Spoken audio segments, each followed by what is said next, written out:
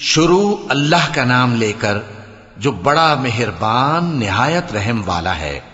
میں اس شہر یعنی مکے کی قسم کھاتا ہوں، اور تم اے نبی صلی اللہ علیہ وآلہ وسلم اسی شہر میں تو رہتے ہو، اور سب کے باپ یعنی آدم اور اس کی اولاد کی قسم کہ ہم نے انسان کو محنت و مشقت میں رہنے والا بنایا ہے۔ کیا یہ خیال کرتا ہے کہ اس پر کوئی قابو نہ پائے گا؟ کہتا ہے کہ میں نے بہت سا مال برباد کر دیا۔ کیا اسے یہ گمان ہے کہ اس کو کسی نے دیکھا نہیں؟ بھلا ہم نے اس کو 2 آنکھیں نہیں دیں، اور زبان اور 2 ہونٹ نہیں دیے؟ یہ چیزیں بھی دیں، اور اس کو خیر و شر کے دونوں رستے بھی دکھا دیے، مگر یہ گھاٹی پر سے ہو کر نہ گزرا۔ اور تم کیا سمجھے کہ گھاٹی کیا ہے؟ کسی کی گردن کا چھڑانا، یا بھوک کے دن میں کھانا کھلانا، کسی رشتہ دار یتیم کو، یا مٹی میں پڑے کسی نادار کو۔